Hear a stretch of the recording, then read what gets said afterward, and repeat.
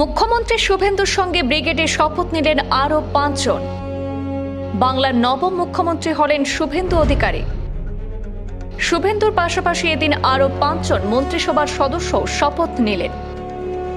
ব্রাহ্মণ, কায়স্থ থেকে আদিবাসী, মতুয়া ও রাজবংশী। ভারসাম্য বজায় রেখেই গঠিত হল বাংলার মন্ত্রিসভা, তবে বাকি আছে দপ্তর বণ্টন। ব্রিগেড প্যারেড গ্রাউন্ডে প্রধানমন্ত্রী নরেন্দ্র মোদী, কেন্দ্রীয় স্বরাষ্ট্রমন্ত্রী অমিত শাহ সহ বিজেপির কেন্দ্রীয় নেতৃত্ব এবং বিজেপি শাসিত রাজ্যের মুখ্যমন্ত্রীদের উপস্থিতিতে পশ্চিমবাংলার মুখ্যমন্ত্রীর পদে শপথ নিলেন শুভেন্দু অধিকারী। ভবানীপুর এবং নন্দীগ্রাম থেকে জয়ী হয়েছেন শুভেন্দু অধিকারী। তার মন্ত্রিসভায় ৫ জনের নাম ঘোষণা করা হয়েছে।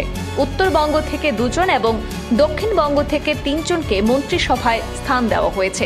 তাদের মধ্যে যেমন আদিবাসী মুখ রয়েছেন, তেমনি মতুয়া, রাজবংশী এলাকার বিধায়কও আছেন।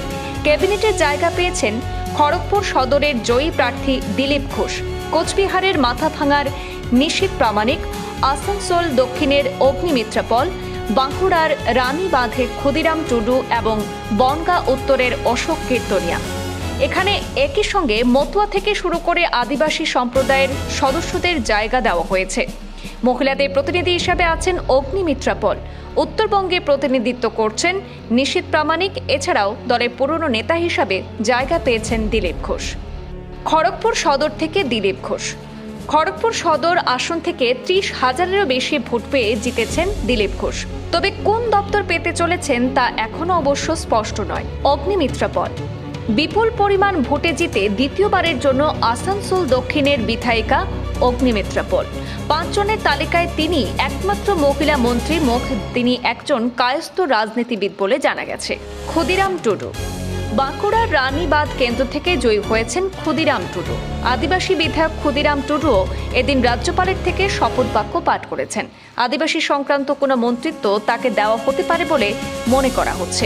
নিশীথ প্রামাণিক কোচবিহারের মাথাভাঙা থেকে জয়ী হয়েছেন নিশীথ প্রামাণিক। উত্তরবঙ্গের বিজেপি নেতা নিশীথ প্রামাণিক শুভেন্দু অধিকারীর ক্যাবিনেটে গুরুত্বপূর্ণ ভূমিকা পালন করবেন বলেই মনে করা হচ্ছে।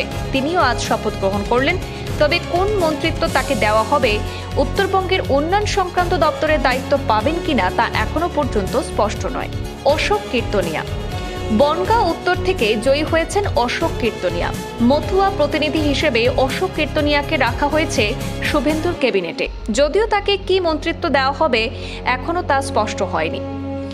এখনো পর্যন্ত দপ্তর বণ্টনের আনুষ্ঠানিক ঘোষণা হয়নি। তবে বাংলার প্রথম বিজেপি মন্ত্রিসভা ঘিরে ইতিমধ্যেই রাজ্য রাজনীতিতে ব্যাপক চর্চা শুরু হয়েছে। ব্যুরো রিপোর্ট, পূর্বাঞ্চল প্রতিদিন।